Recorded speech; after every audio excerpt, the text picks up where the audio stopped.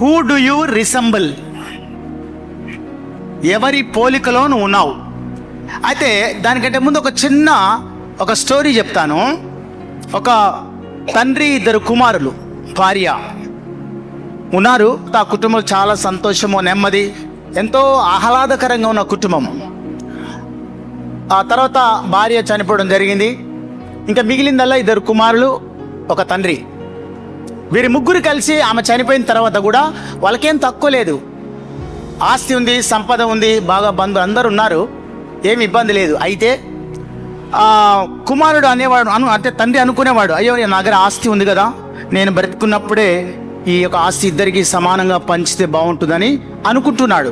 కానీ వాళ్ళు కలిసి జీవించే విధానంలో ఆ ఆస్తిని పంచాలనే ఆశ లేదు ఆయనకు. ఎందుకంటే బాగా సంతోషంగా ఉన్నారు, ఇంకెందుకులే ఇది అన్నట్టు. అట్లా కొంతకాలము జరిగిన తర్వాత ఏం జరిగిందంటే వారి నాన్నగారు చనిపోవడం జరిగింది. ఓకే, అయితే ఆ 2 కుమారులు, చిన్న కుమారుడేమో బాగా వంట చేస్తాడు, అన్నకి చాలా చక్కగా వంటలు చేసి తయారు చేస్తూ ఉంటాడు. అన్నకు రోజు పొద్దునే ఆ పొలం పనులు కానీ లేక వెళ్ళినప్పుడు తీసుకొని వచ్చే పరిస్థితి. సరే, ఆ తండ్రి చనిపోయిన తర్వాత పెద్ద కుమారుడికి ఒక బుద్ధి పుట్టింది. ఏమని అంటే, ఆస్తి బాగా ఉంది కదా నాకు, ఈ ఆస్తిని నాకు ఒక్కనికే కావాలా, మా తమ్మిని చంపేస్తే ఒక పని అయిపోతుందిగా అని ఆలోచన పెట్టుకున్నాడు. అట్లా ఆలోచన చేస్తూ ఒక రోజున బండి గడ్డి వాములతో వెళ్తూ ఉంటుంది కదా, దాని వెనకాల ఒక పెద్ద కర్ర పట్టుకొని సిద్ధంగా ఉన్నాడు. వాళ్ళ తమ్ముడు భోజనాన్ని తీసుకొని దాని వెనకాల వస్తున్నాడు. వెనకాల వస్తూ ఆయన చుట్టూ తిరుగుతూ ఆయన వెనకాలనే వచ్చి కర్రతో మోదినాడు తల మీద. వెంటనే కింద పడి చావలేదు కానీ ఆ రక్తంలో కొట్టుమిట్టాడుతూ ఉన్నాడు, రక్తం ప్రవహిస్తూ ఉంది. మరి అన్నం కూడా తెచ్చాడుగా తమ్ముడు. సరే, అన్న తమ్ముడిని కొట్టేసి వెళ్ళిపోయి భోజనం చేస్తూ ఉన్నాడు. మంచి కూర, చికెన్ కర్రీ తెచ్చి బాగా వండినాడు, మంచిగా తింటున్నాడు. హాయిగా తింటూ ఉంటేనే ఏమైందో తెలియదు, నురుగులు కక్కుతూ ఉన్నాడు. ఏమైందో తెలియదు, భోజనం చేస్తున్నప్పుడే నోటి ద్వారా నురుగులు కక్కుతూ కింద పడిపోయినాడు. అక్కడ అన్న చనిపోయినాడు, ఇక్కడ తమ్ముడు కూడా చనిపోయినాడు. అయితే తమ్ముడు కూడా ఒక ఆలోచన పుట్టింది, మా అన్నకు నేను వంట వండుతాను కాబట్టి నేను కూడా భోజనంలో పాయిజన్ పెడితే ఆయన చచ్చిపోతే ఆయన ఆస్తి నాకు అవుతుందని. ఇద్దరిలో పుట్టింది చెడు అలవాటు, చెడు బుద్ధి అవండి. సో కుటుంబం అంతా నాశనం అయిపోయింది. నేనేమంటున్నానంటే, దేవుడు చాలా ప్రేమ కలిగినవాడు. యోహాను సువార్త 3:16 ప్రకారంగా దేవుడు ప్రేమ గలవాడు. ఆయన ప్రేమ మనలో ఉంటే ఆస్తిని, సంపదను, వేటిని ప్రేమించాం, ఆయన కన్నుల ద్వారా మనం చూడాలి. కాబట్టి దీని యొక్క చిన్న స్టోరీ ఏంటంటే, వీ హ్యావ్ టు లవ్ కదండి. మనం ఏం చేయాలా? అందరినీ ప్రేమించాలి. ఎలాంటి ప్రేమ? దేవుని అగాపే ప్రేమ ద్వారా ప్రేమించాలి. హల్లెలూయా, దేవునికి మహిమ కలుగును గాక. సో ఈరోజు మరి ప్రియ మనం గమనించినట్లయితే ఇంకొక చిన్న సూక్తి గుర్తొస్తా ఉంది నాకు. ఏంటి అని అంటే, అలిసే వరకు ఆడితే ఆట. ఏమండి, అలిసే వరకు ఆడితే అది ఆట, గెలిచే వరకు చేస్తే అది యుద్ధం. ఏమండి, గెలిచే వరకు చేస్తే అది యుద్ధం, చచ్చే వరకు క్రీస్తు కొరకు బ్రతికితే అది జీవితం. హల్లెలూయా, దేవునికి మహిమ కలుగును గాక. సో ఈరోజు మనం అనుకున్నట్టు రీతిగా నీ పోలిక ఎవరిది? ఇక్కడ మనం ఆలోచన చేస్తే జనరల్గా అమ్మమ్మలు, తాతలు, అత్తమ్మలు, మామలు, బామ్మర్దులు, ఇంకా తదితర మనుషులు మన ఇళ్ళలో ఉంటారు. ఒక చిన్న బిడ్డ పుట్టిన వెంటనే ఏమంటారు తెలుసా? అరే, ఈ పాప, ఈ బాబు మీ మామలాగా, మీ అత్తలాగా, మీ అమ్మమ్మలాగా, మీ నాన్నమ్మలాగా, మీ ఇంకొక చెప్తా ఉంటారు. ఉండొచ్చు. ప్రపంచంలో ఒక మనిషిని పోయిన మనిషి 7 ఉంటారంట. ఎంతమంది? 7 ఉంటారంట. పిల్లలు మనం గమనించినట్టు ఇక్కడ మనం అర్థం చేసుకోవాలి, నీ పోలిక ఎవరిది? Who do you resemble? ఎవరిది నీ పోలిక? ఒకవేళ మీరు పుట్టినప్పుడు అన్ని వచ్చావు, మీ వాళ్ళు పెద్దవాళ్ళు కదండి. అయితే నేనేమడుగుతున్నంటే, పిల్లలు పుట్టినప్పుడు సాధారణంగా భార్య భర్తలు ఇలా అనుకుంటారు కదండి, సహజం, దాంట్లో తప్పేం లేదు. అయితే అచ్చము నా పోలికలాగే ఉన్నదని భార్య అంటుంది, భర్త అంటుంది, తదితరులు అంటూ ఉంటారు. ఉండొచ్చు, మేబీ, లేదని నేను అనట్లేను. అయితే వాక్యానికి వెళ్తే మనం చూస్తే ఆదికాండము 1వ అధ్యాయము 27వ వచనం చదువుతారా? దేవుడు తన స్వరూపమందు నరుని సృజించెను, దేవుని స్వరూపమందు వారిని సృజించెను, స్త్రీని గాను పురుషుని గాను వారిని సృజించెను. చాలు, థ్యాంక్ యూ. ప్రతి ఒక్క వ్యక్తి ఎవరినో ఒకరిని పోలి ఉంటారు. కొందరు తల్లిలాగా, కొందరు తండ్రిలాగా, మరి కొందరు ఇంకోలాగా ఉండవచ్చు. అయితే శరీరానుసారంగా లేదా శరీర ఆకృతులను పోలి కూడా కొంతమంది ముక్కు, ముఖము, నాలుక, ఇంకేమో చెవులు ఇవన్నీ ఉంటాయి, అవి ఉండొచ్చు. అయితే ఇక్కడ మనం గమనించాలి, అసలు ప్రశ్న ఏంటంటే ఏమండి, మనము ఎవరిని పోలి జీవిస్తున్నాము? అర్థమైందండి? మనము ఆల్రెడీ మనం ఇక్కడ వాక్యం చూసాం. దేవుడు ఏమంటాడు? ఏం చేశాడు? మనల్ని ఆయన పోలికలో, ఆయన స్వరూపంలో మనల్ని సృష్టించిన దేవుడు. మరి ఎవరి పోలికలాగా జీవించాలి? అత్తమ్మ కాదు, నానమ్మ కాదు, అమ్మమ్మ కాదు, మామ అంతకేంటే కాదు. యేసయ్య పోలికలను తయారు చేయబడ్డావు కాబట్టి ఆయన పోలిక ద్వారా మనం జీవించాలి. ఒకవేళ అలా జీవించలేదనుకో, సంథింగ్ యు ఆర్ లూజింగ్. అర్థమైందండి? మనం ఏదో ఒకటి కోల్పోతున్న మన సంగతి మర్చిపోదు. సరే ప్రియులారా, గమనించినట్లయితే దేవుడు మన తన రూపంలో సృష్టించాడు. అయితే పాపం వలన ఆ రూపము లేదా ఆ పోలిక చెడిపోతుంది. ఎందుకు చెప్పండి? ఒకవేళ మనం రోజు దేవుని దగ్గరికి పోయి చదువుతున్నప్పుడు, వాక్యాన్ని ప్రార్థన చేస్తున్నప్పుడు నీ పోలిక నీకులాగే ఉంటుంది, కానీ ఇంపాక్ట్ చేయబడతాం ఎవరి ద్వారా? యేసయ్య ద్వారా, రైట్? అయితే ఇక్కడ మన ఏదైతే రూపము, ఏదైతే పోలిక యేసు ప్రభువు మనలో ఉన్నదో దాన్ని మనము అభివృద్ధి చేసుకోవడానికి లేదా దానికి అనుగుణంగా జీవించడానికి మనం ఏం చేయాలి? ఆయన పోలికలోనే జీవించాలి కదండి. మరి ఏమవుతుంది ఇక్కడ? మనకు ఒక పాడు బుద్ధి, పాడు అలవాటు ఉంటుంది. ఏమంటారు? ఓ చదువుతాం కొన్ని రోజులు బైబిల్ అంతా, మళ్ళీ కొన్ని రోజులు బాగున సప్పబడిపోతాం. ఏం బైబిల్ ఇది, ఏం ప్రార్థన, ఒక జవాబు లేదు, దేవుడు నాతో సరిగా మాట్లాడలేదు, నాకు వద్దు. ఇది మానవ నైజం కదండి. మరి ఏం చేయాలి? నీతో మాట్లాడినా మాట్లాడకపోయినా ప్రభు వాక్యాన్ని చదవడం నీలో అలవాటు చేసుకోవాలి కదండి. ఆ పోలికలో పాపం ద్వారా మసకబారిపోకుండా ఉండడానికి మనం ఏం చేయాలి? వాక్యములో నిన్ను నువ్వు చూసుకోవాలి. అర్థమైందండి? అయితే మనకి ఇక్కడ గమనిద్దాం, చూడండి, కీర్తనల గ్రంథము 8వ అధ్యాయం 4వ వచనం చదువుతారండి. నీవు మనుషుని జ్ఞాపకము చేసుకొనుటకు వాడే పాటి వాడు. చాలమ్మా, మనుషులను జ్ఞాపకము చేసుకుంటే వాడు ఏ పాటి వాడు అంటే ఏంటి? We're nothing in front of God. అవునండి, మనము దేవుని ముందు అసలు మనం ఏమంటారంటే ఏ పాటి వారమైనా మనల్ని జ్ఞాపకం చేసుకోవడానికి. ఏమండి అర్థమైంది? ఎందుకు జ్ఞాపకం చేసుకున్నారు అంటే ఆయన పోలిక ద్వారా నిన్ను నన్ను సృష్టించినాడు కాబట్టి పాపంలో వెళ్ళిపోతే తిరిగి ఎక్కడికి వెళ్తారు ఆయనకు తెలుసు. అందుకే ఆయన ఏం చేశాడంటే ఏం చేశాడు? ఆయన పోలికలో జీవించడానికి చేస్తున్న ప్రయత్నమే అది నీ విశ్వాసం కావచ్చు, నువ్వు చదివే వాక్యం కావచ్చు, ప్రార్థన కావచ్చు, ఏదైనా ఉండవచ్చు. ఆ పోలికను మసకబారకుండా చేసుకునే ప్రయత్నం. హల్లెలూయా. ఇంకొక మాట మనం చూద్దాము, ప్రసంగి గ్రంథము 7వ అధ్యాయం 29వ వచనం. ఇది ఒకటి మాత్రము నేను కనుగొంటిని, ఏమనగా దేవుడు నరులను యథార్థవంతులుగాను. గమనించండి, దేవుడు నరులను యథార్థవంతులుగాను పుట్టించెను గాని వారు వివిధమైన తంత్రములు కల్పించుకొని ఉన్నారు. చాలమ్మా. అయితే ఇక్కడ గమనించినట్లయితే దేవుడు నరులను యథార్థవంతులుగా సృష్టించాడు కాబట్టి మనం ఏం చేస్తున్నాము? ఆయన ఓవర్టేక్ చేస్తున్నాం. అంతేనా? ఏం చేస్తున్నావు తెలుసా? మనకున్న అటువంటి జ్ఞానం కావచ్చు, లేదా లోకపు పద్ధతులు కావచ్చు, సాంప్రదాయాలు కావచ్చు, మర్యాదలు కావచ్చు, వీటన్నిటిని బట్టి లోక తంత్రములను కల్పించుకొని ఏం చేస్తున్నామంట? ఏమండి, యథార్థవంతులుగా పుట్టించిన దేవుడు మనల్ని ఏం చేస్తున్నాము? యథార్థవంతులుగా జీవించట్లేదు. అర్థమైందండి? అందుకే నేనేమంటున్నానంటే మనం మనల్ని యథార్థవంతులుగా పుట్టించిన దేవుని లక్షణాలు కలిగిన నీవు నేను ఆయన పోలికలో జీవించుదామా?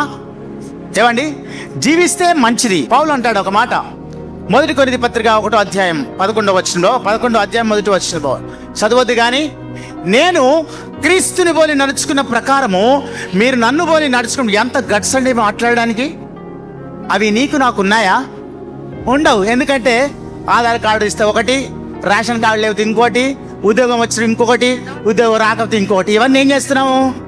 లోక తంత్రాలను కల్పించుకొని మనలో ఆ పోలికను పాపముల ద్వారా, పద్ధతుల ద్వారా దాన్ని మసకబారి చేసే ప్రయత్నం చేస్తున్నాం.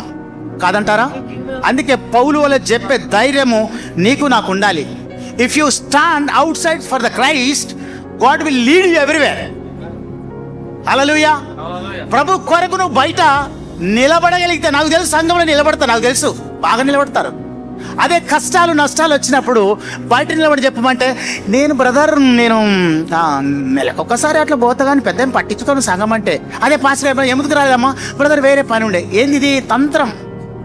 అంటే లోకాశలకు లోను కావడానికి, పోలికని మసకబారు చేయడానికి చేస్తున్న ప్రయత్నంలో నీవు నేను ఉన్నామనే సంగతి మర్చిపోదు. వై డిడ్ గాడ్ క్రియేట్ అస్? దేవుడు మనల్ని ఎందుకు సృష్టించినాడు అంటే, మీరు చెప్పేటి కరెక్టే. మొదటిది ఆయనతో సహవాసము చేయడానికి, రైట్? I'm right. రెండవది ఈ లోకంలో ఆయన కొరకు ప్రతినిధులముగా జీవించడానికి, రైట్? మూడవదిగా ప్రతి మనిషికి ఆయన పోలికలో మనకు విలువ ఉన్నది. If we're living like him, we will get something in the outside of society, church. అవునండి.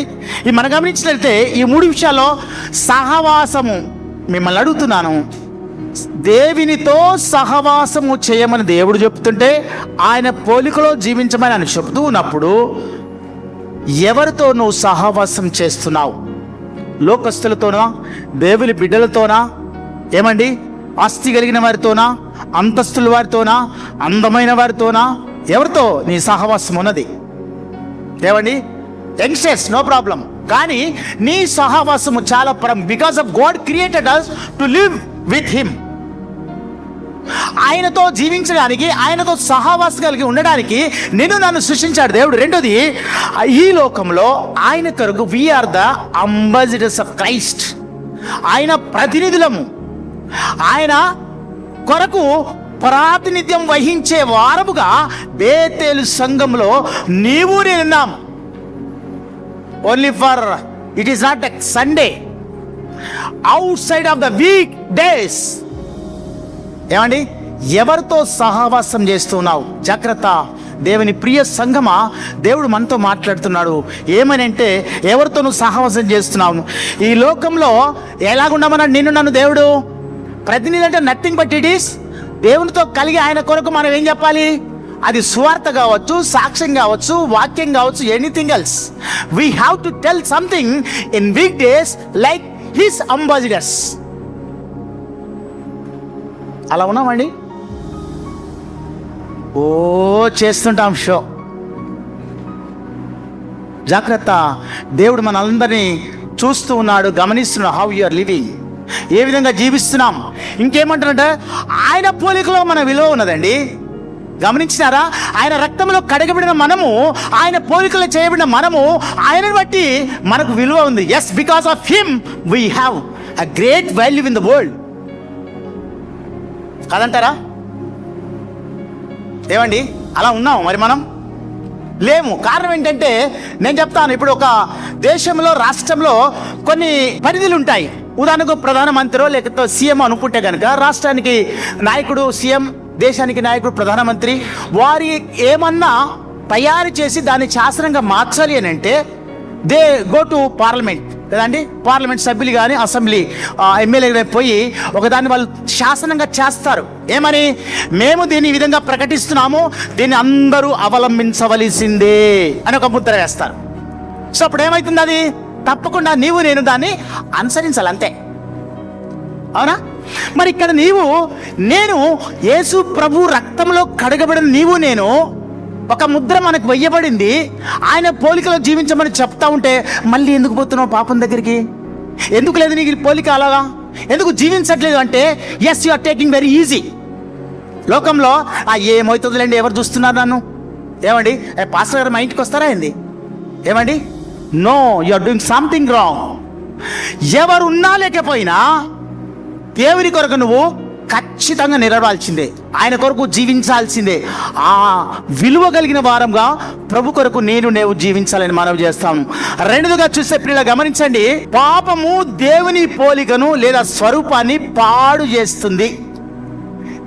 Sin destroys the likeness of God. దేవుని పోలికను మన జీవించే విధానంలో ఏదైతే పాపము మనకు అంటుకొని జీవిస్తున్నామో ఆ పాపము దేవుని నీళ్ళ పోలికను పాడు చేస్తూ ఉంది. అది గమనించాలి మనం. అర్థమైందా అండి? అలా లేనప్పుడు ఏమవుతుంది? నీకు లోకానికి ఏమి తేడానే లేదు. ఎందుకు? ఆ పోలికలాగా నువ్వు జీవించట్లేదు కదా. అందుకే ఏమంటున్నాడంటే పాపము దేవుని పోలికను, స్వరూపాన్ని పాడు చేస్తుంది. మరి చేయకుండా ఉండాలంటే ఏం చేయాలి? ముందుకు వెళ్దాం మనం. ఏమండి? Sin destroys the likeness of God. ఆయన పోలికను, పాపము, ఏ పాపంలో ఉన్నావో నాకు తెలియదు ప్రియ దేవుని సంఘమా, ఏ పొరపాట్లో నీవు ఉన్నావో, ఏ అలవాట్లతో నీవు ఉన్నావో, అవన్నీ కూడా దేవుని పోలికను నీ నిజ జీవితంలో పాడు చేస్తుందని గమనించాలి. హల్లెలూయా, దేవునికి మహిమ కలుగును గాక. చూడండి, ఆదికాండము 3వ అధ్యాయము 3వ అధ్యాయం 1 నుంచి 7 వరకు చూస్తే చదవద్దు, కానీ మనకందరికి తెలుసు, అది అందరికి తెలిసిన వాక్యమే. ఏముంది అక్కడ? ఏదైతే ప్రభు అవ్వను ఆదాము సృష్టించినాడో, నాకులాగా జీవించండి రా బాబుని వచ్చి పిలిచి పలకండి అని చెప్పినాడు. ఏం చేశారు అక్కడ? మరి అదే పని మనం చేస్తున్నాం ఇప్పుడు. ఏమండి? ఆ పాపంలో పడిపోవద్దు, ఆ పండును తినొద్దు, పిలిచి వెంట రావాలి అన్నప్పుడు మనం ఏం చేస్తున్నామంటే ఆజ్ఞను అతిక్రమించి పాపం వల్ల వచ్చింది కాబట్టి ఆ పాపము యేసయ్య పోలికను మస్కబారు చేస్తుంది. అర్థమైందా అండి? మరి ఏం చేస్తుండే అక్కడ? వెంటనే ఇతన్ని get out from this garden అన్నాడు, ఎలాగొట్టేసింది బయటికి. అందుకే ఈ కష్టాలు, బాధలు, ఇబ్బందులు, రోగాలు భయంకరమన్నీ మనల్ని చుట్టుముడుతూ ఉన్నాయి. ఒక నిజంగా ఆ పాపం చేయకుండా ఉంటే ఇంత వాక్యాలు, ఇంత సంఘము, పాటలు, ఇన్ని చర్చలు ఎన్ని అవసరం లేకుండా ఉండేదేమో కాదంటారా? అయితే ఇక్కడ మనం గమనించాలి. మనము చూస్తే పిల్లరా, ఈ ఒక మాటలో చెప్పాలని దేవుల్లో ఏమైపోయింది? మనము అంతకుముందు కలిసి ఉన్నాము, సహవాసాన్ని కోల్పోయి. నేను ఒక ప్రశ్న అడుగుతాను, చెప్తారా? ఏంటి అనంటే, పాపము చేశాం అనుకుందాం, ఒక చిన్న పాపం చేశాం. సో మనము దేవునితో సహవాసం కోల్పోతామా, లేదా రక్షణను కోల్పోతామా? రక్షణ కోల్పోతారా? రక్షణ పోదండి. రక్షణ నిశ్చయిత మనకు దయచేసాడు దేవుడు తన పునరుత్థానం ద్వారా. కానీ ఆయనతో ఫ్రెండ్షిప్, ఆయనతో సహవాసాన్ని కోల్పోతాము. అది గమనించాలి. మరి ఇప్పుడు ఎందుకు? అందుకే కదా ఈ లోక తంత్రాలు, ఈ లోక మర్యాదను వాడుతూ ఉన్నాం మనం. ఎందుకు? ఇవన్నీ మనలో ఉన్నాయి కాబట్టి. మీరు గమనించినట్లయితే ప్రియులారా, రోమీయులకు రాసిన పత్రిక 3వ అధ్యాయం 23 ఇది కూడా అందరికీ తెలుసు కదండి. ఏ భేదం లేదు, అందరూ పాపం చేసి దేవుడిని కలిసి మహిమను పొందలేకపోతున్నారు. కాకపోతే ఏమవుతుంది అని అంటే, ఒకసారి రక్షణ పొంది ఒకసారి దేవునిలోకి వచ్చిన తర్వాత మళ్ళీ అదే పాపంలో జీవిస్తే ఏమనాలి? నిన్ను ఏమండి ఏమనాలి? మిమ్మల్ని, నన్ను కూడా, నాకు కూడా మాట్లాడతాడు కదా దేవుడు.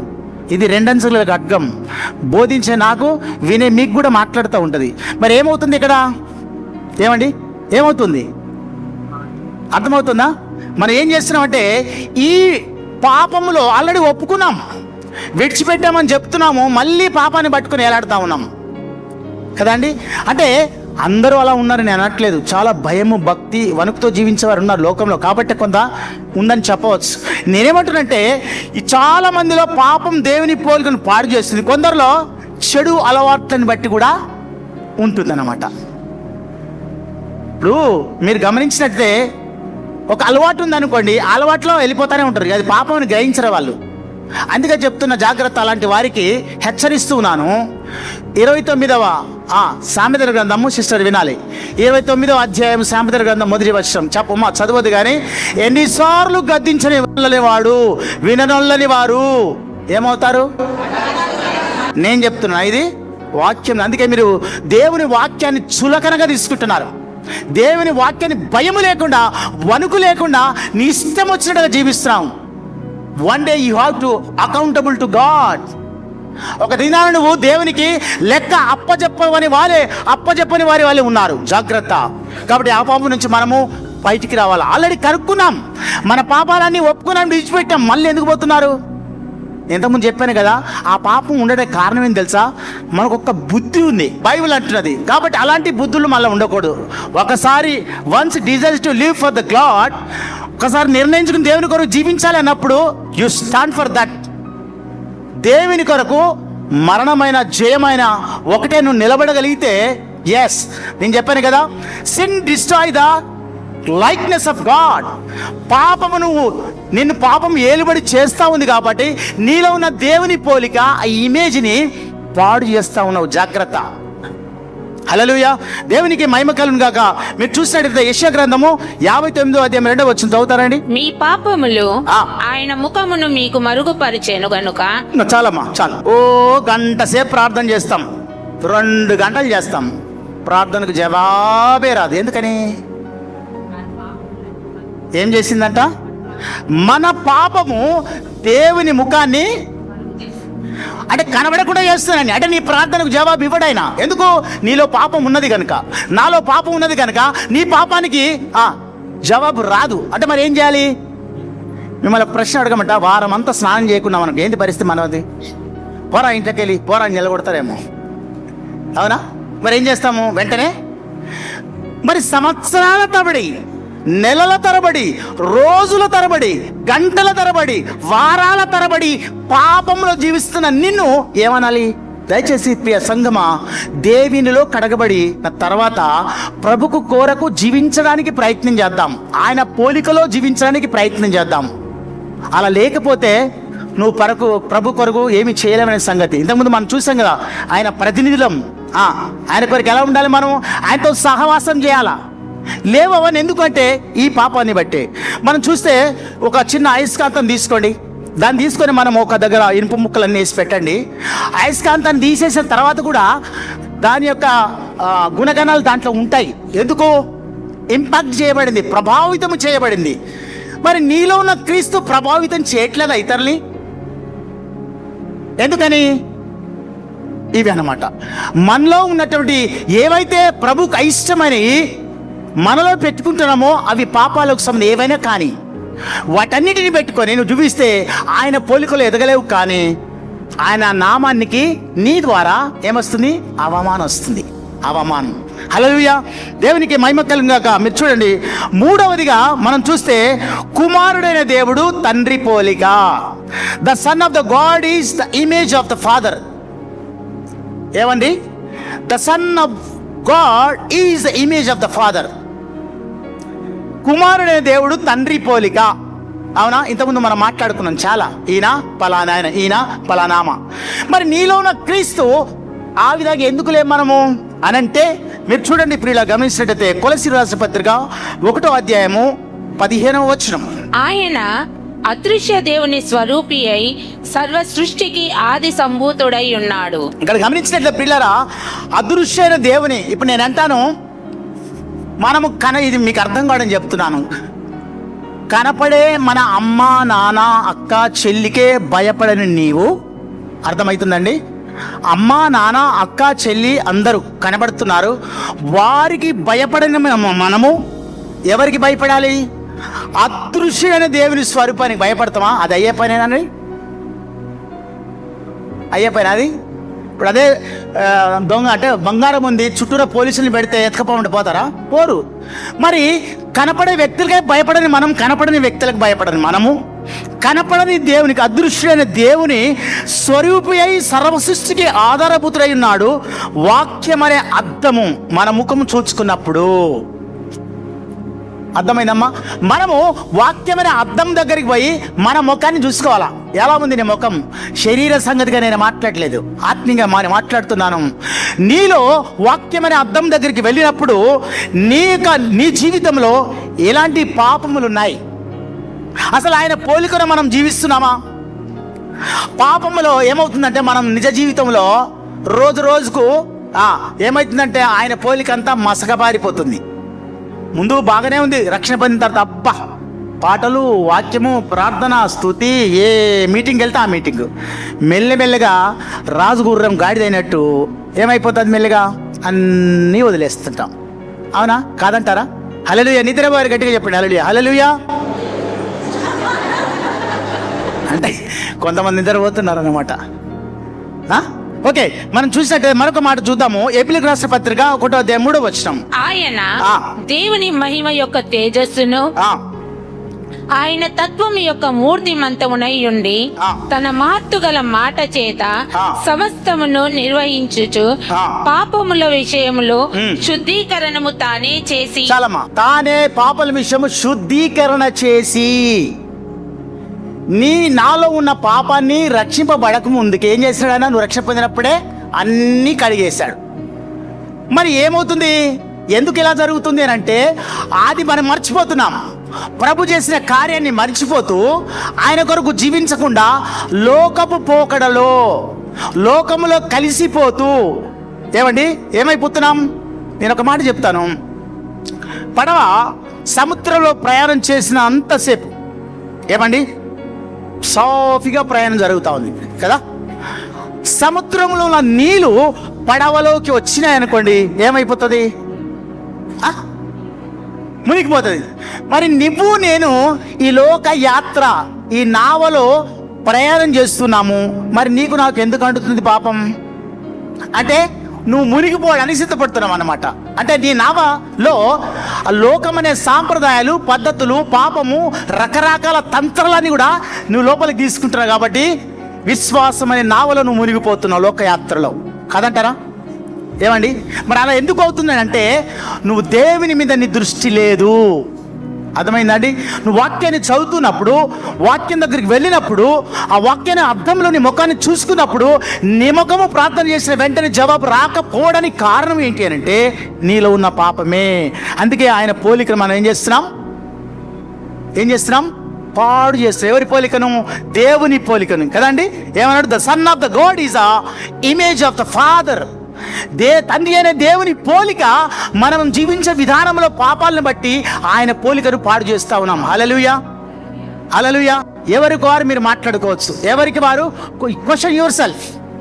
ప్రభువా, నేను అలాగుంటే నన్ను దయతో క్షమించు, నేను అలా ఉండను, జీవనం అలా ఉండను ప్రభువా, నన్ను దయతో క్షమించు, నన్ను నడిపించు అని ఒకలా ప్రార్థన చేయగలిగి దేవుడు తప్పకుండా నడిపిస్తాడు. యోహాను సువార్త 14:9 వచ్చి చదువుదాం. నన్ను చూచిన వాడు తండ్రిని చూచి ఉన్నాడు గనుక. చాలమ్మా, ఇక్కడ మనం గమనించేట్లే, నన్ను చూసిన వాడు తండ్రిని చూసినట్లే. ఇప్పుడు నేను మీకు ఒక ఎగ్జాంపుల్ చెప్తాను. నీవు పోయి అద్దంలో నీ ముఖం చూసుకో, కనబడుతుంది కదా. మరి వేరే ఆయన వచ్చి నీ ముఖం చూపించాడు, ఆల్రెడీ కనబడతా ఉంది, మళ్ళీ ఏమంటున్నావు? నా ముఖం చూపించాడు. అంటే నన్ను చూసినవాడు తండ్రి చూసినట్టే. అర్థమవుతుంది? తండ్రిని చూసిన వాడు ఎలా ఉండాలి? మరి కుమారుడు లాగానే జీవించాలి కదా. మరి ఎందుకు అలా జరుగుతుంది అంటే, మీరు గమనించండి. తండ్రి అయిన దేవుడు, కుమారుడైన దేవుడు, పరిశుద్ధాత్మ అయిన దేవుడు, ఆయన పోలికలో జీవింపచేసేది పరిశుద్ధాత్మ దేవుడే. ఇప్పుడు తండ్రి అయిన దేవుడు ఎక్కడున్నాడు? పరలోకంలో ఉన్నాడు కదా. మరి కుమారుడైన దేవుడు ఎక్కడున్నాడు? కుమారుడైన దేవుడు తన తండ్రి కుడి పార్శ్వం నిలబడి నీ కొరకు, నా కొరకు విజ్ఞాపన చేస్తూ ఉన్నాడు. మరి మనతో ఎవరు లేరా? ఎవరున్నారు? ఆయనే పరిశుద్ధాత్మైన దేవుడు. తండ్రి అయిన దేవుడు, కుమారుడైన దేవుడు, పరిశుద్ధాత్మైన దేవుడు నిన్ను నన్ను ఒప్పింపజేస్తున్నాడు. ఆ విధంగా చేయదురా నాయన, పాపం చేయకు, పాపంలో పడిపోకు, వద్దురా నాయన రోజు చెప్తున్నాడు. మనం ఏం చేస్తున్నాం? అదే పని చేస్తాం. అందుకే మనకెవరు మాదిరి తెలుసా? ప్రతి విశ్వాసి అనుసరించవలసిన పరిపూర్ణ మాదిరి ఎవరు తెలుసా? క్రీస్తు, యేసుక్రీస్తు వారు. హల్లెలూయా, దేవునికి మహిమ కలుగును గాక. నేను ముందుకు వెళ్దాం. 4వ పాయింట్ చూద్దాం. ప్రతి మానవుడు క్రీస్తు పోలికలోనికి మార్చబడాలి. ప్రతి మానవుడు క్రీస్తు పోలికలోనికి మార్చబడాలి. Every human should be transformed into the image of Christ. Every human should be transferred into the image of Christ. ప్రతి మానవుడు క్రీస్తు పోలికలోనికి మార్చబడాలి. రోమీయులకు రాసిన పత్రిక 8:29. ఎందుకనగా తన కుమారుడు అనేక సహోదరులలో జ్యేష్ఠుడగునట్లు దేవుడు ఎవరిని ముందుగా ఎదిగెనో వారు తన కుమారునితో సారూప్యము గలవారవుటకు వారిని ముందుగా నిర్ణయించెను. చాలమ్మా, ఇంకొక మాట ఇక్కడ మనం మాట్లాడాలంటే, మనము ఆయన యేసు స్వారూప్యము గలవారగుటకు వారిని ముందుగా నిర్ణయించాడంటే మనందరము నిర్ణయించుకున్నాడు ముందే. లోకంలో చాలా మంది ఉన్నారు కదా. మరి అందరు ఎందుకు రక్షణ పొందలే? వాళ్ళు ఎందుకు రాలే దేవుని దగ్గరికి? వారు దేవుళ్ళ దృష్టిలో లేరు. ఆయన నిర్ణయించుకోలేదు. ఎప్పుడు నిర్ణయిస్తాడంటే, నువ్వు నేను బయటికి పోవాలా. అదే సాక్ష్యం, అదే ఓల్డేజ్ బుక్, అదే సువార్త. అవునండి. సో ఇప్పుడు మనం గమనించిన యేసు స్వారూప్యంలో గర్వాలగుటకు వారిని ముందుగా నిన్ను నన్ను నిర్ణయించగా మనం ఏం చేయాలి? మరి ఆయన పోలికలో జీవిద్దామా? ఆయన పోలికను పాడు చేసే ప్రతి పాపము, ప్రతి అలవాటు, ప్రతి పొరపాటు, ప్రతి బలహీనత ఈ రోజును ఒప్పుకోవడానికి ప్రయత్నం చేయాలా. ఒకవేళ అదే పాపలు ఉంటే నువ్వు గుడికి వచ్చినా ఒకటే, ఇంట్లో పడుకున్నా ఒకటే. ఏమండి, నువ్వు గుడికి వచ్చినా ఒకటే, ఇంట్లో పడుకున్నా ఒకటే. ఏం ప్రయోజనము? నీకు లోకస్తులకి ఏం సంబంధమే లేదు కాదంటారా? ఏమండి, జాగ్రత్త. మనం ఆయన పోలికలో జీవించడానికి ప్రయత్నం చేయాల. కొరింథీయులకు రాసిన 2వ పత్రిక 3వ అధ్యాయము 18వ వచనం. మనమందరము ముసుగు లేని ముఖముతో ప్రభువు యొక్క మహిమను అద్దము వలె ప్రతిఫలింప చేయుచు మహిమ నుండి అధిక మహిమను పొందుచు ప్రభువగు ఆత్మ చేత ఆ పోలికగానే మార్చబడుచున్నాము. హల్లెలూయా. ఏంటంటే మనమందరము ముసుగు లేని ముఖతో ప్రభు యొక్క మహిమను అద్దము వలె ప్రతిఫలింపజేయు ప్రభు ఆత్మ చేత ఆ పోలికలోనే మనము మార్చబడాలి. ఇంకోటి చెప్పమంటారా? 10 సంవత్సరాలు అయింది రక్షణ పొంది, ఇంతవరకు వాక్యం చదవడానికి రాదు, సాక్ష్యం చెప్పడానికి రాదు, ముందుకు వచ్చి మాట్లాడే ధైర్యం అంతం లేనే లేదు. ఎందుకు లేదు? మహిమ నుంచి 10 మందికి రావాలి కదా. నువ్వు ఎప్పుడు వస్తుంది? ఆయన పోలికలో నువ్వు నేను జీవిస్తేనే అది సార్థకం అవుతుంది, లేకపోతే కాదు. ఏం చేయాలి మరి ఇప్పుడు? ఏమ్మా ఏం చేయాలి? చూడండి, మనమందరం ముసుగులేని ముఖముతో ప్రభు యొక్క మహిమను అద్దములే ప్రతిఫలింపజేయు ప్రభు ఆత్మ చేత ఆ పోలికలోనే మార్చబడుచున్నాము. హల్లెలూయా. ఇంకో మాట చెప్పమంటారా? ప్రతిరోజు మనము ఏం చేయాలా? ఏం చేయాలి? ప్రభువులు ఎదుగుతూనే ఉండాలా, ఒప్పుకోవాలా, విడిచిపెట్టి. ఎందుకు? లోకం అనే పాపంలో ఉన్నాం. మన చుట్టూ లోకమే ఉంది, మన చుట్టూ పాపమే ఉన్నది. అంశ తెలుసు కదండి. అది బురదలోకి వెళ్తే బురద అంటది తెలుసా? దాని ప్రత్యేకత ఏంటి? ఏమ్మా అంటది బురద, దాని లక్షణం. మనమైతే అబ్బా పాపము అంటకుండా ఉండడం బదులు ఎంత పాపము ఎక్కువ అధికంగా అంత రుద్దేసుకుంటాం మీదికి, కాదంటారా? ఎందుకు? సహజము, పాపములో పుట్టిన వారికి అది చెప్పుకుంటారు. మళ్ళీ ఒకసారి నువ్వు ఏంటంటే కడుక్కున్న తర్వాత నీ పాపాన్ని నా పాపాన్ని మళ్ళీ దాని దగ్గరికి ఎందుకు పోవాలి? ఎందుకు అని అంటే ఇది ఏమైతే మన అలవాటు అన్నమాట. పడిపోవాలా లేవాలా, పడిపోవాలా లేవాలా కదా, అదే పని. ప్రభా నేను ఈ పాపం చేయను ప్రభు, నన్ను క్షమించని చక్కగా బల్లలో చేయవేస్తారు. మళ్ళీ పోయి అదే పాపం డబల్ చేస్తూ ఉంటారు. ఇప్పుడు ఏమనాలి మిమ్మల్ని? ఏమా ఉందా మీలో యేసుప్రభు పోలిక? ఉన్నదా మీలో యేసుప్రభు పోలిక? అమ్మా త్వరగా రానంటున్నారు యేసయ్య గారు. నీ జీవితం ఎలా ఉంది? ఎదుర్కొనే పోయే ఆ సంఘ వధువుగా నీవు ఉన్నావా? నేను ఉన్నానా? మనమంతా సిద్ధపడుతూ ఉన్నటువంటి వధువు సంఘంగా ఎత్తబడే సంఘంలో నీవు నేను ఉండాలి అంటే ఆయన పోలికలో ప్రతిరోజు మనము ఎదగాలి. హల్లెలూయా. పక్కవారితో చెప్పండి, యేసు ప్రభులో ఎదుగుదాం మనం అని చెప్పండి. మరోసారి చెప్పండి గట్టిగా. రైట్. కొరింథీయులకు రాసిన పత్రిక 3వ అధ్యాయం 10వ వచనం. ఒకనితో ఒకడు అబద్ధమాడకుడి, ఏలయనగా ప్రాచీన స్వభావమును దాని క్రియలతో కూడా మీరు పరిత్యజించి జ్ఞానము కలుగు నిమిత్తము దానిని సృష్టించిన వాని పోలిక చొప్పున నూతన పరచబడుచున్న నవీన స్వభావమును ధరించుకొని ఉన్నారు. చాలమ్మా చాలా ఎంత బాగుంది కదా. ఏమన్నాడు? మనము అబద్ధం ఆడకుడి అన్నాడు. అసలు ఉంటామా మనము? ఏమమ్మా ఒకవేళ మన దగ్గర ఏదైనా పేజర్ పెట్టి మన దగ్గర రోజుకి ఎన్ని అబద్ధాలు ఆడుతున్నట్టే పండుకునే ముందు చూసుకోవాలన్నమాట. మొత్తం అయ్యే ఉంటాయి కావచ్చు, కాదంటారా? అబద్ధం ఆడకుంటే ఎక్కడ ఉంటాడు? అంబర్పేటలో ఉంటాడు. ఫోన్ చేసి ఫ్రెండ్కి ఏం చెప్తాడు? ఏడున్నాడు? యాక్చువల్ సికింద్రాబాద్ ఉంటాడు. అది అబద్ధం కదా? సెల్ ఫోన్ అబద్ధాలు చాలా ఉన్నాయి. ఉండేది అన్న ఉంటాడు. అంకుల్ ఈయన పక్కకే ఉన్నా అంకుల్, నేను పాస్టర్ అంకుల్ దగ్గర చూస్తా, చాలా చెప్తాను, వింటా ఉంటాను నేను. అంటే మనం ఏం చేస్తున్నాము? మనిషిని బట్టి అబద్ధాలు ఆడతారా? కాదు కదా. ఏమన్నట్టు ఇక్కడ మనం గమనించండి, ప్రాచీన స్వభావం దాని క్రియలను కూడా పరిత్యజించి, అంటే అవన్నిటిని వదిలిపెట్టాలి. అర్థమైందండి? సో దీన్ని మనం ఏం చేస్తున్నాము? జ్ఞానము కలుగు నిమిత్తము దాన్ని సృష్టించిన వాని పోలిక చొప్పున నడవవలెను. ఇది మనకు కావాల్సింది. మా భార్య ఉత్తి అబద్ధికురాలు బ్రదర్, ఏం తెలియదు దానికి అంటారు కొంతమంది కదా. మరి పోనీ ఈయన గురించి ఆమె మంచిగా చెప్తుందా? పొద్దున్న లేస్తే అబద్ధాలు ఆడతారు బ్రదర్ ఆయన. అవునా కాదా? ఎందుకు వచ్చినాయి ఇవన్నీ? ఎవరి? ఆ సైతాను వాడిని పెడతారన్నమాట ముందుగా. మళ్ళా వాడు ఒకడు ఉన్నాడు కదా అన్ని మోయటానికి కదా. అది కాదమ్మా. ఒకసారి పోలికలో క్రీస్తు పోలికలోకి వచ్చిన తర్వాత ఈ అబద్ధాలు కానీ, దొంగతనాలు, మోసాలు, మీ క్రియలు, తలంపులు, చూపులు, వీటన్నిటిని ఏం చేయాలా? సిలువ వేసి నీలో ఉన్న యేసు ప్రభు పోలికను మహిమ నుంచి అధిక మహిమలకు తీసుకుని రావాలి. అంటే మనలో ఆ విధంగా ఎదగడానికి మనము ప్రయత్నం చేయాలి. కాబట్టి మీరు చూస్తే ప్రియులరా, ఇంకొక మాట చెప్తాను వినండి. మనము రక్షణతో ప్రారంభమవుతుంది కదా. రక్షణతో ప్రారంభము ఏమవుతుంది? రక్షణ మన జీవితంలో మార్పు ప్రారంభమవుతుంది. రక్షింపబడిన తర్వాత ఏమవుతుంది? మనము ఒకప్పుడు సినిమాలు చూసేవాళ్ళు ఇప్పుడు ఏం చేస్తారు? 1/2 చూస్తారా? ఉన్నారు అట్లాంటి వాళ్ళు? జాగ్రత్త. ఏం చేయాలి మరి ఇప్పుడు?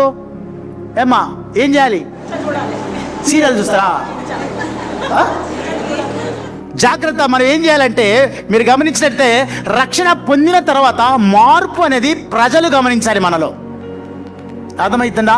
ఆ మార్పు అదే ఈ బ్రదరు, ఈ సిస్టరు యేసు ప్రభువును అంగీకరించింది. బ్రదర్ ఒకప్పుడు అలా ఉండింది కానీ ఇప్పుడు అలా లేదు అని నీ గురించి, నా గురించి ఇతరులు, అన్యులు సాక్ష్యం చెప్పగలిగిన యేసు ప్రభు పోలికలోకి నేను రావాలి. హల్లెలూయా. అలా చేస్తున్నామా? ఎన్నిసార్లు వింటున్నావు వాక్యం? అబ్బా భలే చెప్తారు ఇక నాకు కాగానే, అన్న మంచిగా చెప్పినావు నా వాక్యం. బతుకులో మార్పే ఉండదు. మంచిదే, అప్రిషియేట్ చేయాలి, కానట్లేను. కానీ విన్నటువంటి నీవు నేను బ్రతుకును మార్చుకోవాలి కదండి.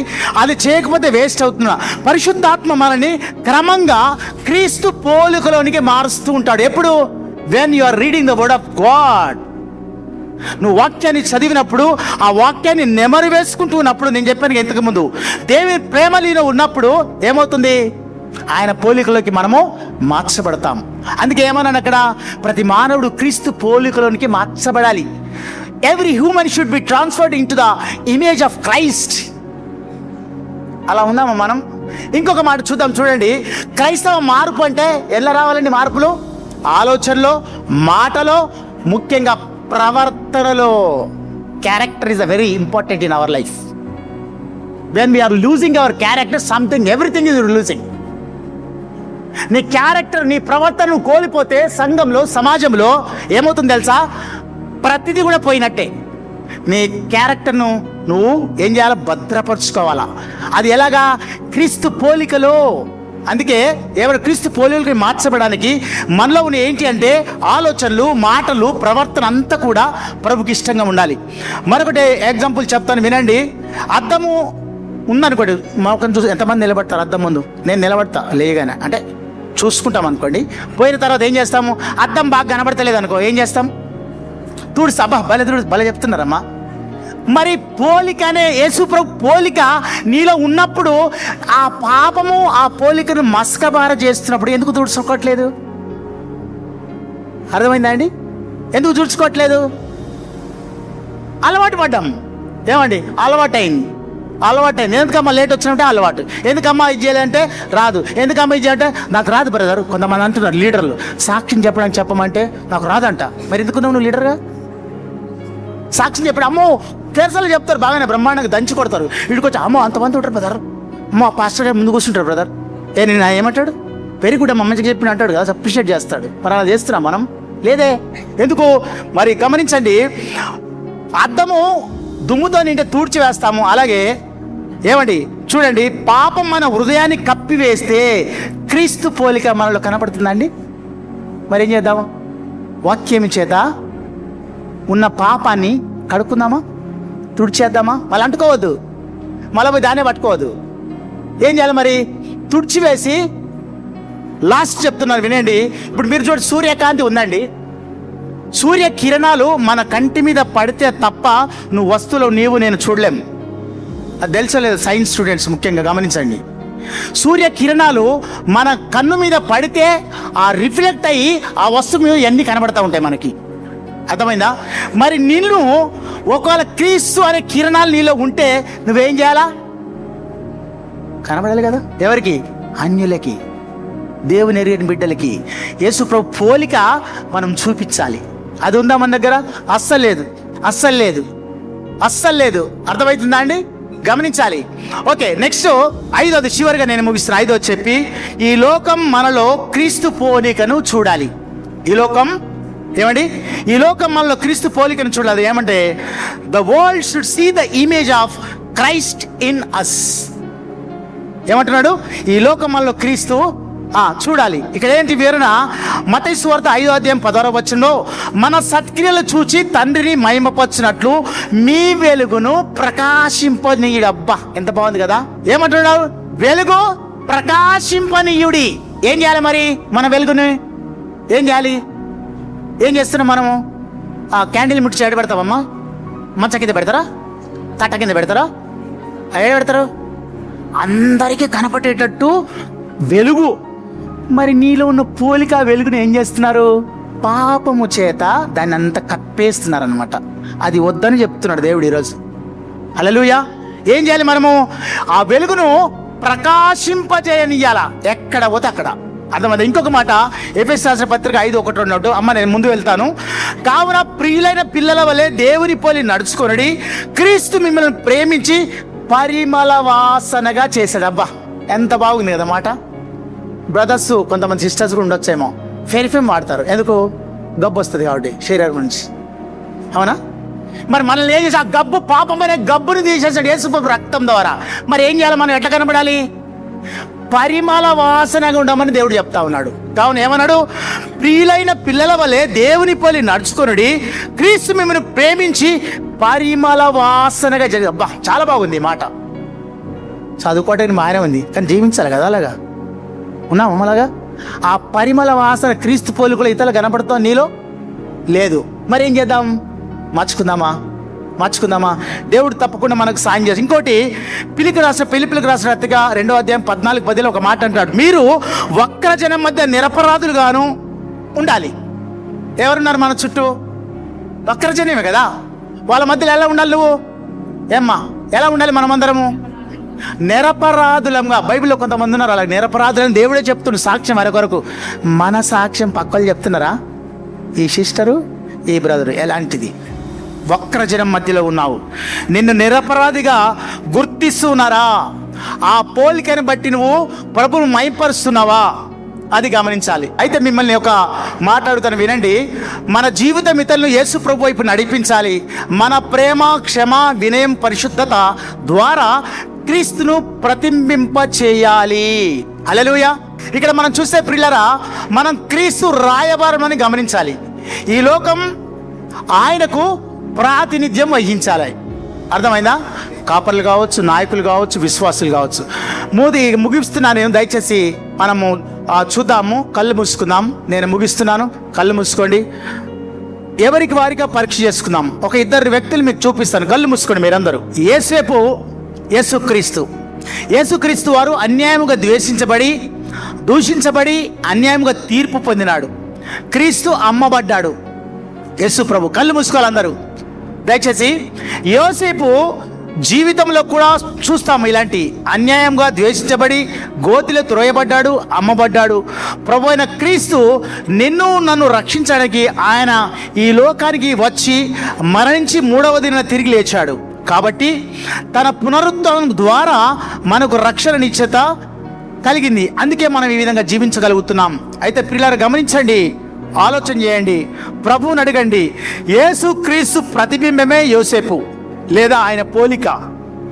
యేసుక్రీస్తుకు యోసేపునికి మధ్య ఉన్న గొప్ప తేడా, యోసేపు మరణించి సమాధి చేయబడ్డాడు, కానీ నేను ప్రకటించే జీవము గలని యేసు మరణించి సమాధి చేయబడి ఆ సమాధిని జయించి తిరిగి లేచి నేటికి మధ్య మన మధ్య నివసిస్తున్నాడు. కాబట్టి యేసు ప్రభు వారు మనకందరికీ తెలిసి లోకానికి వచ్చి చనిపోయి తిరిగి లేచినాడు. అయితే మానవుడు యేసు ప్రభు అన్నల చేత, అన్నదమ్ముల చేత ద్వేషించబడి, గోతులో వేయబడి, అమ్మబడి, శరసాలకు వెళ్ళి ఇతరులకు, అన్నలకు, అక్కడున్న వారికి, ఆ దేశానికి ఆశీర్వాదకరంగా ఉన్నాడు. మరి నీవున్న చోట, నేను జీవిస్తున్న చోట ఎలా ఉన్నామో ఒక్కసారి పరీక్ష చేసుకుందామా? ప్రభా, ఈరోజు నాతో మాట్లాడవు ప్రభా, నీ పోలికలు నేను జీవించాలి ప్రభా, దయతో నన్ను కనుకరించి క్షమించు ప్రభా అని తీర్మానం చేసి ఒప్పుకొని విడిచిపెడితే మీ కుడి చేతి చూపించండి, మీ కొరకు నేను ప్రార్థన చేస్తాను. అలా ఉన్నారండి? ప్రభు ఈరోజు సహోదర దేవుడు నేను దీవించుగాక. ఉన్నారండి? ప్రభు ఈరోజు పరిశుద్ధాత్మ దేవుడు సహోదరి దేవుడు నేను దీవించుగాక. ఇంకా ఉన్నారండి? ప్రభు కొరకు ఎత్తి చూపించండి చెయ్యి. నా కొరకు కాదు, ప్రభు మిమ్మల్ని చూస్తున్నాడు. ఆయన మన కొరకు ఈ లోకానికి వచ్చి చనిపోయి తిరిగి లేచిన దేవుడుగా ఉన్నాడు. యోసేపు లాంటి జీవితం నీకు కావాలా? సహోదర దేవుడు నిన్ను దీవించును గాక. ఫలించాడు, కొమ్మగా జీవించాడు యోసేపు గారు. అలాంటి ఆ జీవితము నీకు నాకు కావాలి అంటే ప్రభులో మార్చబడదాం, ప్రభును చేర్చుకుందాం, ప్రభు కొరకు జీవిద్దాం. ఆయన పోలిక మనలో జీవించజేయడానికి ప్రయత్నం చేద్దాం. కాబట్టి ఈ మాటలు దేవుడు దీవించి ఆశీర్వదించుగాక.